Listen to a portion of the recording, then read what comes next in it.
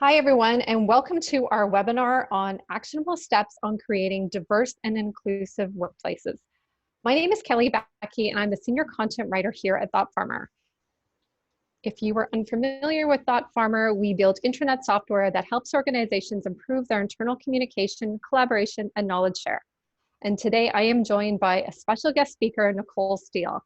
Nicole is the D&I committee manager at Qlik and co-lead of the Black Alliance ERG group.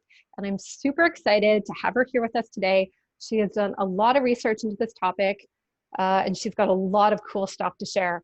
So Nicole, perhaps you can give us a bit more about your background and how you developed a passion for diverse and inclusive workplaces. Thanks so much, Kelly, and to the rest of the team at ThoughtFarmer. I just want to say this is such an important topic and it's very timely, so thank you very much for the time to speak about this today. So my name is Nicole Steele. I work for a fabulous company called Qlik, and Qlik really helps enterprises around the world move faster, work smarter, and really lead the way forward with an end-to-end solution for getting value out of data. Our platform is the only one on the market that really allows for open-ended, curiosity-driven exploration, giving everyone at any skill level the ability to make real discoveries that lead to real outcomes. My passion, as you said, my passion comes from the fact that the industry that I work in, it's predominantly white. And I've only ever worked for companies and workplaces where people didn't look like me. Or if I did see someone that looked like me, it would be like a one-off. So, with the events of today, everyone seems willing to embrace these conversations. And I think it's really time to capitalize on people's higher level of awareness of these issues. So I am a member and steering committee of the steering committee for the Qlik for All group. And as mentioned by Kelly earlier, I co-lead the Black Alliance ERG. For those of you on the call that don't know, an ERG is an employee resource group. And these communities, they're created for employees to connect on common interests and causes, such as gender, ethnicity, and sexual orientation, plus other things. So thank you very much, Kelly. Thanks, Nicole. So I wanted to take a step back here and reflect on the current state of diversity and inclusion. I know here at ThoughtFarmer, we are a diverse and inclusive workplace, but we were collectively becoming aware of just how much more work there was to be done. And I think what has really come to the forefront was just how important it was to have conversations and discussions about the topic and to really get the ball rolling rather than doing nothing. One of our core values is we evolve. So it was important for us to begin this journey to create a more diverse and inclusive workplace. So just over a year ago, I had written a blog post about this topic, and in which time I did a lot of research and found a lot of different definitions on what diversity and inclusion means.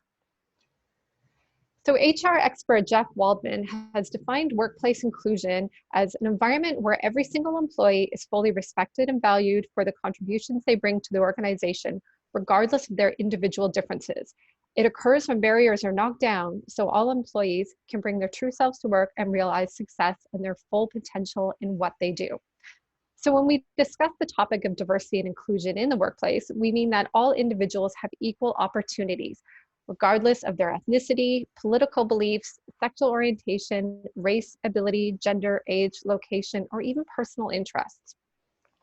So it's not just about opportunities for employment, but about people feeling safe to be who they are and that their different experiences, values, and perspectives are appreciated rather than perceived as something that might get in the way.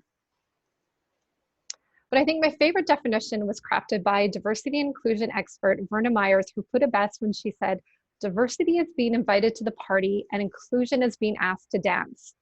So Nicole, how do you feel about this definition, and does that resonate with some of the research you've done?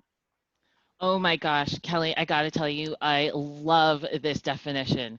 Being invited to the party is the diversity and inclusion is being asked to dance. I think that's great, and I think it really makes very succinct and easily digestible for a person to understand the difference between diversity and inclusion. Studies have actually shown that if you take two identical resumes, the person with the non-dominant sounding name will be screened out. you know, and someone with a more traditional sounding name within that population is twice as likely to receive a callback. I mean, for my personal experience, my parents were very, very open and honest from the very beginning that they wanted to provide me with a name that would give me the best advantage. I've been told since I was a young child that I automatically had two strikes against me. I was female and I was Black. So therefore, I'd need to work twice as hard and I'd have to be twice as smart if I wanted to get anywhere. And it's interesting because people make assumptions about me based on the sound of my voice. And before LinkedIn, there were occasions where I was told by the interviewer that they were surprised that I was a Black person because I didn't sound Black on the phone. So it's kind of, you know, it's kind of interesting that when I showed up and they saw the color of my skin, they're like, whoa, you know, red alert there. So that itself, I don't know if that's like real research. Those are just like some of my personal experiences. I mean, something else that I personally have experienced is the backhanded compliment. And that's something I've been exposed to my entire life, even forget about working. But it was things like, Nicole, you don't sound like a Black person, or you don't dress like a Black person, or Nicole, you're such an Oreo. Like, what exactly does that mean other than, you know, an Oreo and his amazingly delicious cookie? You know, I understand that the reason for this is that I contradict people's assumption of how a Black person should act. I contradict what they believe how a person should behave, and also how a person should present, a Black person, that is.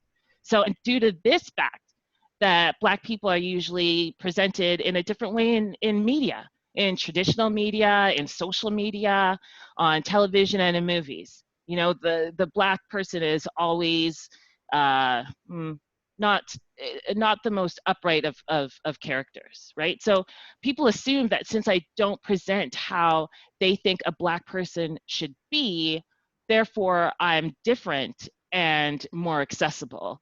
And so the key is that inclusion isn't just pretending that everybody is the same, but it's acknowledging the differences and truly accepting them. It's the most important thing, and not acknowledging the differences is a sort of cancellation act, because we need to identify the most respectful way to acknowledge and embrace these differences amongst all of us. So, you know, I find that there's plenty of diversity initiatives, but inclusion, I think, is the biggest hurdle to affecting people at the individual level. Thanks, Thanks Kelly. for that, Nicole. So now I wanted to get your thoughts on how diversity and inclusion affects people and organizations, and what your experience has been. One of the biggest challenges that I personally see is that many organizations seem fearful of getting it wrong, and they end up Mhm. saying nothing, which is really unfortunate, because we cannot make progress on this topic unless we're able to have these honest conversations. And from an organizational perspective, there seems to be similar challenges. Employers seem to think they're doing enough, or that they have this unconscious bias they aren't aware of. Is that a trend that you're noticing as well?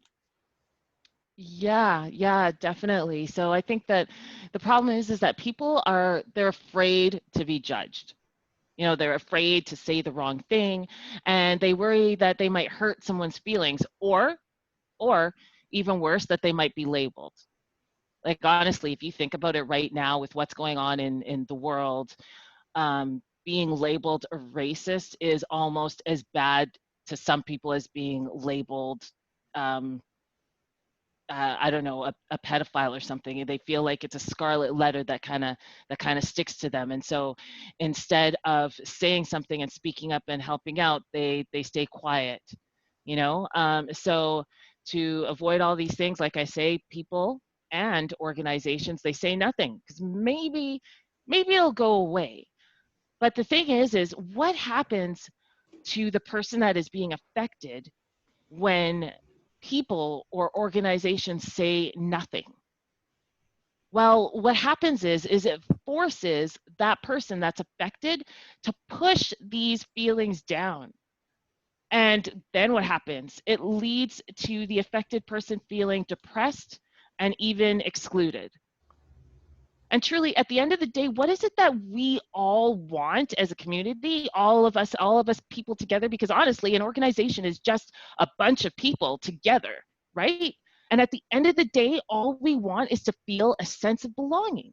So, it's interesting because Maslow has said that belonging was number 3 on his hierarchy, the hierarchy of needs. But we've actually found that new research has shown that for many people, belonging is actually number 1. Okay, so yeah, people don't know what to say and they avoid the conversation. But if that's number 1, if the number 1 thing on your hierarchy of needs is to feel a sense of belonging and you're not getting that, what's going to be the outcome there? So, people can't just avoid these conversations. What organizations are doing is not enough by keeping quiet and hoping that this is going to go away. It's easy to feel helpless when you don't know what to do. And so sometimes I think what ends up happening, because organizations are like, oh shoot, I can't be quiet. I have to actually do something. So wait, I'm going to go and I'm going to start talking to the Black employees and I'm going to ask them to solve the race problem for me. Okay, so employee number 1, what can I do? Employee number 2, what are you going to do to help me fix it? Okay, I know you have your regular day job going on. I know that you have or potentially have children or pets or aging parents that you need to take care of, but I need you to fix this problem for me and the organization. And by the way, keep doing all the work that you're doing. Don't let any of that slip. And we can't continue to do that. So if you're gonna reach out to Black employees, make sure that it's in a way that is respectful to them and their time. And the other thing is that organizations, they think that once they have set up a diversity initiative that they've checked the box. Like, okay, we have a team, they're going to work on diversity, but there's nothing to hold them accountable. So they think, well, we've got the program, we've checked the box, it's done, but it's not. It's just the beginning.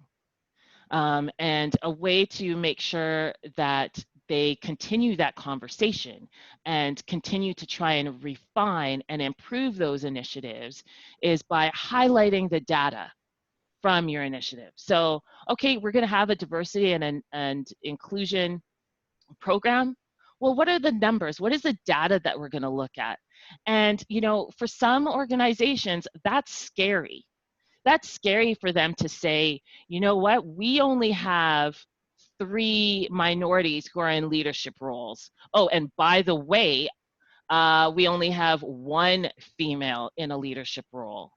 Or we've already had 10 minorities leave our organization, yet we've only hired 2 minorities. And I get it. I get that companies, organizations, even people, we don't want to showcase the negative. All we ever want to do is promote the positive. But as we all know, everybody, every single one of us on here right now, we know that true change doesn't happen until you push through that negative. It's great to have these positive numbers, but so, right? And so once you've identified and put that line in the sand of this is where we are, and unfortunately, this may not be good numbers, or hey, there may be some companies that are doing great right now, but what can you do to be even better? And so on a quarterly basis, on an annual basis, you have to provide updates to what that data looks like. And, be open to sharing that within the organization and say to them, here's where we were in Q1. Now it's Q3. This is where we're at. And we've either moved the needle or we haven't moved the needle. But these are the programs that we're going to do to help move things in the right direction. And, I know there's a lot of companies that want to do that internally, but I got to tell you, the ones that are truly brave are the ones that are willing to post that on their external facing website and say to their consumers, their customers, even their competitors, yeah, this is where we are now, but this is where we strive to be. So yeah. Thanks, Nicole. That's great. Some really good stuff there. And some of those we're going to get into a little bit later as well. So let's look at what organizations can do to affect real change. And I think you've got a lot of examples to share. Yes, I do. So one that I'm truly passionate about and just a little bit personally involved with is the Qlik for All program that we have. And so at Qlik, we recognize that diversity is a critical component of our workforce. So our Qlik for All mission is to raise awareness and create community of inclusion across Qlik, regardless of race, gender, sexual orientation, beliefs, and other backgrounds. We believe diversity is an invaluable component of our culture, and we strive to be inclusive with our policies and our daily life. So we in Qlik for All have 4 pillars that we really try to stay focused on, and the first of which is education. And so that's where we provide training on diversity and inclusion principles to cognitively recognize and overcome unconscious bias. And what was great is earlier this year and late last year, we actually put together some unconscious bias training. And I believe that was a 4-part series that we rolled out to the entire organization. And quite honestly, that really opened up a lot of conversation amongst employees about unconscious bias. The other pillar is listening. And so that's where we conduct listening forums to allow employees to share their unique perspective and their concerns. And truly, I got to tell you, one great example is we recently brought in Dr. Ibram Kendi to talk about being an anti-racist, and that was really great for some employees because they learned a lot. Because quite honestly, if you're not in it every single day, you have no clue. How are you going to learn, right? So it was great that he was able to come and have that conversation with our employees. The other area is engagement. So how do we foster employee resource groups, or ERGs, to create communities to support those underrepresented groups so that they can have their discussions that they may not feel that they can have with everybody else, which is fair, and then figure out, okay, what are things that they can do to help their community, the community within the organization, and of course, as well as their communities outside. And then finally, it's Qlik resources. And so we have some Qlik for All materials that are posted on our intranet, so employees can access that content at any time to be able to learn more. So, ERGs, or as I mentioned, employee resource groups, are an important part of D&I, or diversity and inclusion initiatives. And research has shown that cultivating a safe environment for employees to launch ERGs can not only create a better work experience for them, but it also demonstrates the commitment of the organization to its employees, resulting in a workplace of openness and trust. So ERGs are open to anyone who wants to join and provides opportunities for personal and professional development through mentoring, volunteerism, some networking, leadership development, and even community involvement, right? Because it may start in the organization, but what are you going to do for the community out there, right? ERGs help foster a culture of inclusion within organizations, resulting in positively impacting the organization itself and continuous engagement with the employees. So there always is a conversation happening, And, you mentioned you wanted to know about some other examples of companies and what they're doing for diversity and inclusion. So, we may all have, or I may be letting you all know for the first time today, that Microsoft earlier this year, they said that they're going to work to double the number of Black employees in senior and leadership roles at their company by 2025. And this is Microsoft, people. Like, this is a huge company and they're looking to make that change. And so I got to tell you, that is pretty impressive. And also, Salesforce, and so Salesforce is one of the leading CRM companies out there, global companies. So Salesforce said that they're going to do the same, but they are going to do that by 2023. And so that's really interesting. And, you know, the thing is with software companies is a lot of them have been talking about how they're going to increase the representation of minorities within their ranks. And they've been saying this like, you know, probably since like 2015, but I think more companies, because of everything that is going on now, they are really doubling down. So I'm hopeful that we're going to see some positive change soon. And then the last example that I'm going to bring up here is Uber. And so they're the latest company who have publicly pledged to increase their Black representation within its ranks. And so it has plans to double down and double the number of Black representation in leadership over the next 5 years, and will continue to ensure that there's a zero difference in pay between all racial and gender demographics. So really curious to see what's going to happen with Uber over the next few years. Thanks, Kelly. Thank you. Those are some really excellent examples. So I know we touched on this a few minutes ago, that organizations don't seem to understand the value of diversity and inclusion. But I think let's talk a bit about why it's actually good for business. Oh my gosh. You know what?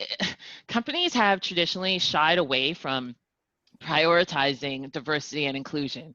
And it's kind of crazy to me, especially after I've done some of this research and found out some of these numbers. But you know, many, they don't want to expend the energy and the resources that it takes to fix something that they may not feel is problematic. But I think the turning point wasn't until the Black Lives Matter protests and the Me Too movement. It wasn't until those two gained momentum and consumers started publicly calling out companies for their discriminatory practices and false promises that they were like, oh, okay, maybe there is a problem here. We got to do something about it. But you know what? I found out that according to a recent Harvard Business Review, companies who are intentional about hiring, retaining, and developing diverse talent are 35% more likely to outperform their competitors, 35%. And not only that, the Boston Consulting Group says that these companies too also have 19% higher revenue. 19% higher revenue, hello, just because of their making the initiative to, or taking the initiative to be a diverse and inclusive type of organization.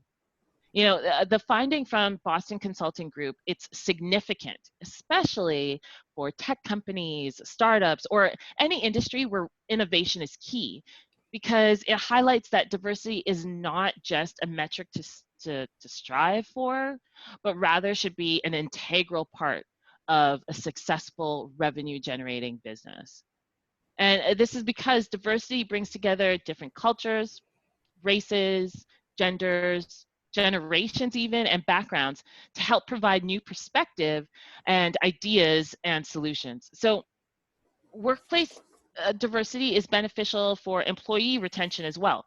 You know, companies with a diverse workforce are generally more inclusive of different individual characteristics and perspectives. And D&I in the workplace causes all employees to feel accepted and valued. And when employees feel accepted and valued, they're happier in their workplace and they're going to stay longer, right? And as a result, they have lower turnover. So as well, diversity and inclusion initiatives, they also lead to improved employee recruitment. D&I in the workplace, it boosts an organization's employee brand and it presents the company as a more desirable place to work. And it's especially beneficial asset for attracting top talent from, you know, from different and diverse talent pools. And something that I found was that according to Glassdoor, 67% of job seekers said that a diverse workforce is important when considering a job offer, which I got to tell you, I completely agree with. One white paper outlines that when employees from different backgrounds and perspectives come together, they come up with more solutions. And that leads to more informed and improved decision-making processes and results. Inclusive companies are 1.7 times more likely to be innovation leaders in their market. And when you think about it, the coming together of people of different ethnicities with different experiences in cities and societies is a key driver of innovation. The food we eat on a daily basis is a result of a blending of cultures. For example, here in Vancouver, one can wake up and eat steak and eggs for breakfast. I wish I could do that every day. You can eat sushi for lunch, and then you can end the day with some amazing Italian food. And when one stops to think about it, the most successful musical genres like jazz, rock and roll, or even hip hop are the products of cultural amalgamation. So if that can be done in the music industry, so the same can be true in organizations with a diverse workplace. Employees are exposed to multiple perspectives and worldviews, resulting in more innovation. So companies that are dedicated to building and promoting diversity and inclusion initiatives in the workplace are seen as more human and socially responsible organizations. If you present a diverse workforce, you'll make it easier for many different types of people to relate to your company and your brand. And that's what I look for. When I'm researching a new company, I'll take a look on their website. Do I see people that look like me, like even just in their marketing? Do they care about people that look like me? And then what about in their executive team? Am I being represented? Are there any women there? Are there any Black people? Are there any visible minorities, period? Would I be able to have some upward mobility within that organization? And as I mentioned earlier, I am not alone in that thinking. Our population and the demographics of our population have changed so much, and organizations need to get on board with that. So during these unprecedented times, flexibility and versatility are becoming the key success factors for both employees and organizations. A culturally diverse environment is the best way to attain both, truly, if you think about it. And, traditional assumptions need to be challenged. The tough conversations need to be had, and corporate culture needs to be updated so the modern workplace, it can actually reflect and support the population. Thanks, Kelly. Thank you. Those are such great points you brought up, and it's really hard to argue with any of those from a business perspective. And also, eating steak and eggs for breakfast. Who doesn't want that? Right? So now we're going to get into some of the things that you can do to make your workplace more diverse and inclusive. And a lot of these we are already doing here at ThoughtFarmer. So I just wanted to share some of these with you. So one of the first things we recommend doing is an assessment, which can be done through a baseline survey. So anonymous employee surveys are a great way to really gauge how your employees are feeling about the current state of diversity and inclusion in your workplace. And I think it's also important because it allows employees to be included in the conversation and subsequent steps, which will therefore lead to a greater likelihood that the follow-up initiatives are adopted by everyone. You could use a tool like SurveyMonkey, but there's probably a few other ones out there. And of course, this information can be collected anonymously, which will help increase the participation rates too. Another great initiative is employee training. So training is critical to your strategy, but only when executed correctly. There are a few steps organizations can take to ensure their training initiatives are headed in a positive direction. This includes creating a thorough and integrated approach and focusing on awareness and skills. As for attendance, employees may prefer to attend voluntarily. Making diversity training mandatory could potentially lead to more animosity, and when people feel they don't have a choice, it can lead to resistance and opposition to any programs. Training must also be authentic and incorporated into regular employee education rather than making it a knee-jerk reaction to current events. I know we've recently started this initiative here at ThoughtFarmer along with our sister company OXD, and so far the response has been extremely positive. I myself was nervous about it, but our facilitator did an excellent job and really worked at keeping it collaborative and including everyone's thoughts. And through these conversations, over 120 ideas were generated. And from there, they were grouped into 8 different theme areas, including language and things like hiring practices. It's also important that you continue to measure your progress. And again, you could try this with a survey. And you might not see the results overnight, but D&I is not a one-off initiative. It's work in progress, and it likely will evolve. And also, if you're not seeing the results you desire, it's probably telling you something too, like maybe a different approach would be more beneficial. And if you are using a tool like an intranet, take a look at the analytics. Hopefully your intranet provides you with analytics, and it could hopefully tell you the percentage of people who are accessing diversity-related information. And you can also see something like a bounce rate. So if you have a high bounce rate, maybe it's telling you something about how employees feel about how the policy is presented or the information that is there. It's important to communicate consistently. Your D&I policy represents your organization's values related to making your workplace more inclusive. It also acts as a promise to both current and future employees of your commitment to foster an environment of equal opportunity. But where is your policy now? And can employees easily access it? And how are you communicating this policy? And how often are you communicating about it? I know here at ThoughtFarmer, we have this on our intranet, so it is easily accessible by everyone. And this really helps keep important initiatives like these to the forefront so that they aren't forgotten. Initiative number 5, share knowledge. This is something we do very well at ThoughtFarmer. Apart from our intranet, we also use Slack, and we have a specific diversity and inclusion channel. And I think it's great that employees frequently share information on the topic of diversity and inclusion. And it's also great to see the discussions that happen from sharing that information. And I know recently someone had posted a language guide that was created by our local Center for Disease Control, and it was very detailed.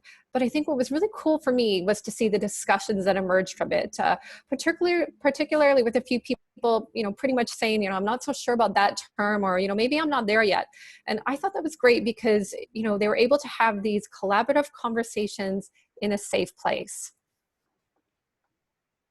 And Nicole, I know you had mentioned this earlier, resource groups. I know Pepsi is another example. They've recently created several resource groups, including ones for women, veterans, and those with hearing impairments.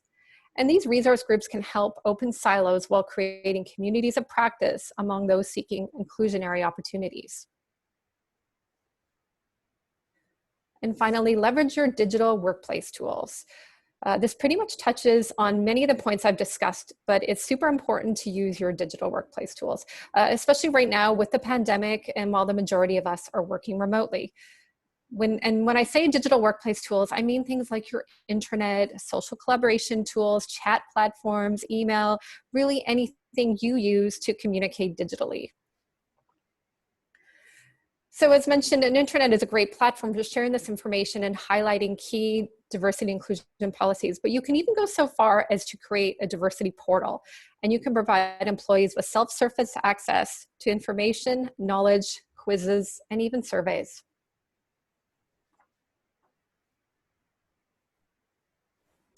And finally, I just want to say it's important to walk the talk. It's tempting to use corporate social media on your website to make broad general claims about diversity and anti-racism and assume you've done your part.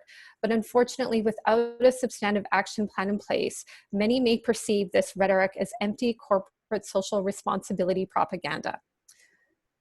So take the time now to invest in real transformational change and let your audience know that you are willing to walk the talk. And I know Nicole had touched on this earlier as well. And so, this may include a change in your marketing, which could be working with more diverse partners and influencers, a change in your community, support of local charities and initiatives, and support within your organization, reviewing recruiting and hiring practices. And again, post this to your internal networks or even your website. Let people know you are committed to real actionable change. So that brings us to the end of the webinar. I know that we've covered a lot, but hopefully you walk away with a deeper understanding of diversity and inclusion, as well as some actionable tips to incorporate it into your workplace. We will be sharing out the webinar recording within the next day or so for everyone who registered. But I would also like to thank our incredible speaker, Nicole. Nicole, thank you so much for joining us today and speaking on this important topic. Is there anything you would like to add? Yeah, you know what, Kelly? I would just like to end with a well-known South African proverb, and it states, I am because we are, and we are because I am. So this proverb speaks to the interconnectedness and responsibility that we have for each other. It embodies the concept of Ubuntu, and this is the African idea of living harmoniously in community. And when you boil it down, D&I, diversity and inclusion, is the idea that humans cannot exist in isolation. We all depend on connection. We all depend on community, and we all want caring. Simply put, we cannot be without each other. So if organizations and the people within those organizations practice Ubuntu, diversity and inclusion in the workplace will naturally fall into place. So thank you so much for your time, and thank you so much for continuing to have this really great conversation.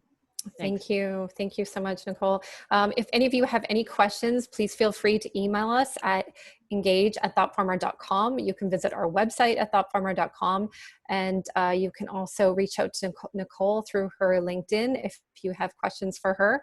But thank you to everyone who attended, and have a great afternoon.